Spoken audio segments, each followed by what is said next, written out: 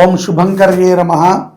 గురుబ్రహ్మ గురుర్విష్ణు గురుర్దేవో మహేశ్వర గురు సాక్షాత్ పరబ్రహ్మ తస్మై శ్రీ గురవే నమః. ఆదిత్యాయ చ సోమాయ మంగళాయ బుధాయ చ గురు శుక్ర శనిభ్యశ్చ రాహవే కేతవే నమః. నిఖిల శ్రేయోదాయిని సర్వకార్య సిద్ధిప్రద పరబ్రహ్మస్వరూపిణి శుభంకరీ నమోస్తుతే. అస్మత్ శ్రీ గురుచరణారవిందాభ్యాం నమః. శ్రీ శ్రీ శ్రీ గణపతి సచ్చిదానంద సద్గురుభ్యో నమో నమః. మహాగణేశాయ నమః. ఆదిత్యాది నవగ్రహ దేవతాభ్యో నమో నమః. ఈ ద్వితీయార్థం అంటే డిసెంబర్ 15వ తారీఖు తర్వాత నుంచి మేధస్సు చాలా వేగంగా ఉంటుంది. అంటే తెలివితేటలు చాలా వేగంగా ఉంటాయి. ఎంత వేగంగా ఉన్నప్పటికీ కూడా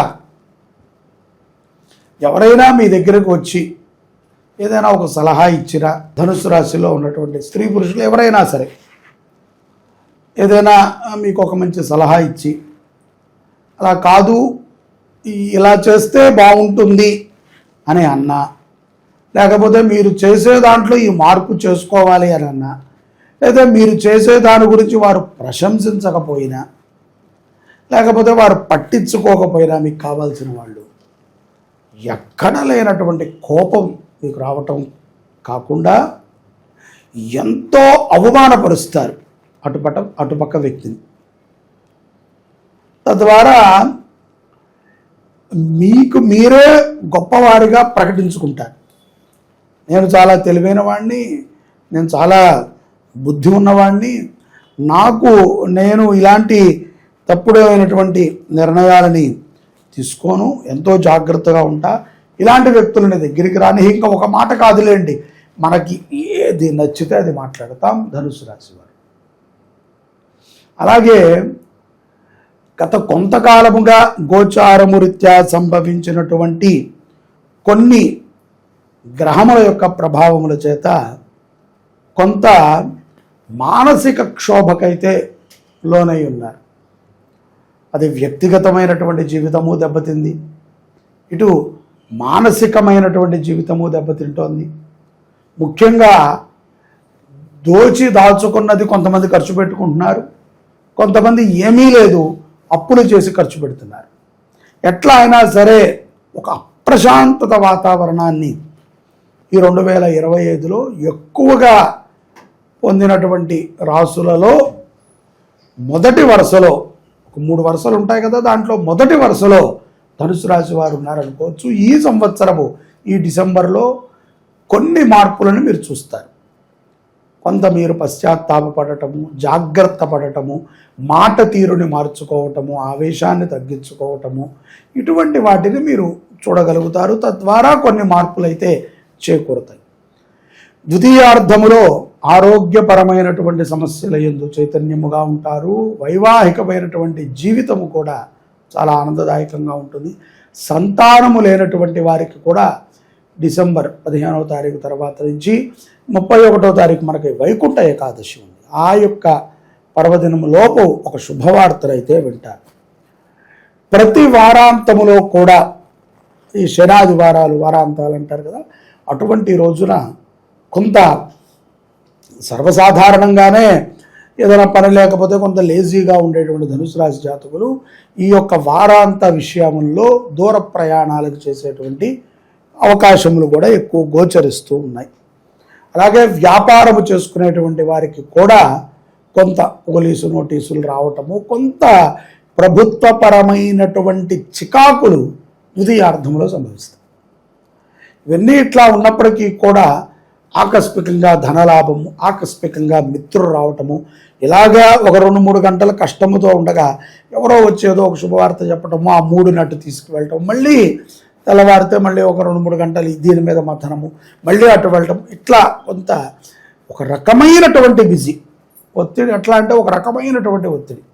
దీనితో పాటుగా భార్య కుటుంబీకులతో కొంత వాగ్వాదము, కొంత వాళ్ళతో కొన్ని మాటలు, కొన్ని అవమానాలు, కొన్ని ఆనందాలు కూడా, ఇవన్నీ కూడా కలమడిగా ఉంటుంది ఈ యొక్క ధనుసు రాశి వారికి డిసెంబర్ మాసం. మీరు ఈ యొక్క మాసంలో ఆదివారము కానీ మంగళవారం గారి అన్నదానం చేయటం మంచిది. అన్నదానము ఎందుకండి మంచిది అంటే కనుక పూర్వజన్మ పాపములు పోతాయి. ముఖ్యంగా ఒకడికి అన్నం పెట్టేటువంటి ఒక బుద్ధిని మనం కలిగి ఉండాలి. చేసిన వాళ్ళకే మనం ఎక్కడో బాగా వైభోగంగా అన్నదానం జరుగుతోంది, అక్కడ మనము ఏదో ఒక సముద్రంలో నీటి బొట్లాగా అక్కడిద్దాము అని అనుకోకుండా మన దగ్గరలో ఉన్న గుళ్ళోనో లేకపోతే మనకు తెలిసినటువంటి సంస్థల్లోనో అవసరం ఎక్కడుందో అక్కడ అన్నదానం చేయాలి.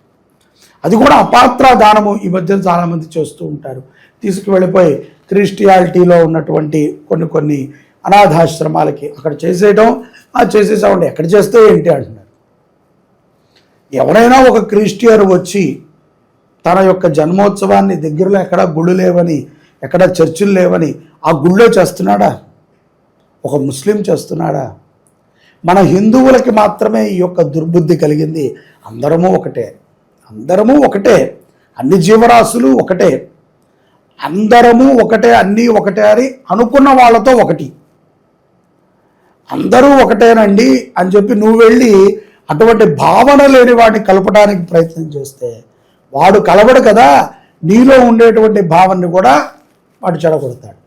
చెడిపోవటం మనకి చాలా వెనతో పెట్టినటువంటి విద్య. ఎవరైనా ఏదైనా ఒక ఆకర్షణీయమైనటువంటి విషయాన్ని చెప్పారంటే 2 రోజుల్లో మనం వాళ్ళని పాపులర్ చేస్తాం. చూస్తున్నాం కదా ఈ మాధ్యమాల ద్వారా.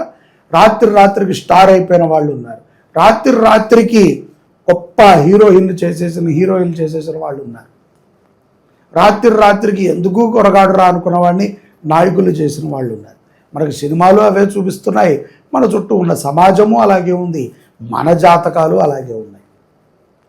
ఇటువంటప్పుడు మనం అన్నదానము ఏదైనా ఒక గుడిలో నైవేద్యం పెట్టి ఉపయోగపడి ఒక బ్రాహ్మడు తినాలి, అక్కడ పనివాళ్ళు తినాలి, వచ్చినటువంటి భక్తులు తినాలి.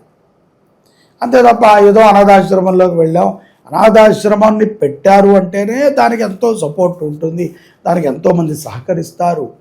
అలాగే ఇప్పుడు గోశాల మనం పెట్టాము అని అనుకుంటే, గోశాలకు కూడా పేరున్న గోశాల అనుకోండి, బలానా మంత్రి గారి గోశాల, అది పాలమ్ముతుంది, పేడమ్ముతుంది, దానికి సబ్సిడీలు వస్తాయి, అన్నీ వస్తాయి. అదే మా శుభంకరి గోశాలకి ఒక సబ్సిడీ రాదు, ఒక పాలమ్మటానికి ఉండదు, ఆఖరికి స్థలము కూడా ఉండదు. పెట్టుకుంటే పెట్టుకో, తీసేస్తే తీసేయి. దీన్ని మేము చేయమన్నామా? తీసుకెళ్ళి మా గవర్నమెంట్ ఆవులతో కలిపి అది ప్రమాదంలో పోతాయి, వాటిని పట్టించుకునేవాడు ఉండడు. ప్రభుత్వం మాత్రం ఎంతవరకు చేస్తుంది? అందుకనే కదా ఎవరికి వాళ్ళు ఇండివిజువల్గా ధర్మాన్ని మనం ప్రచారణ చేసుకుంటూ వచ్చాం. ప్రభుత్వ దేవాలయాలు ఉన్నాయి, ప్రైవేటు దేవాలయాలు ఉన్నాయి, ప్రభుత్వ ఆశ్రమాలు ఉన్నాయి, ప్రైవేట్ ఆశ్రమాలు ఉన్నాయి, ప్రభుత్వానికి గురువులు ఉన్నారు, ప్రైవేటుగా కూడా గురువులు ఉన్నారు. అందరూ కలిసి చేసేటువంటిది ఏంటంటే ఒక ధర్మాన్ని కాపాడటం. కాబట్టి అన్నదానము చేయండి. ధనుసు రాశి జాతకులు శుభ ఫలితాలని పొందుతారు. దూర ప్రయాణం చేసేటప్పుడు ఎర్ర వస్త్రాన్ని మాత్రం వేసుకోకండి, ప్రమాదాన్ని సూచిస్తోంది. జై శుభంకరి, సర్వే జనాః సుఖినో భవంతు.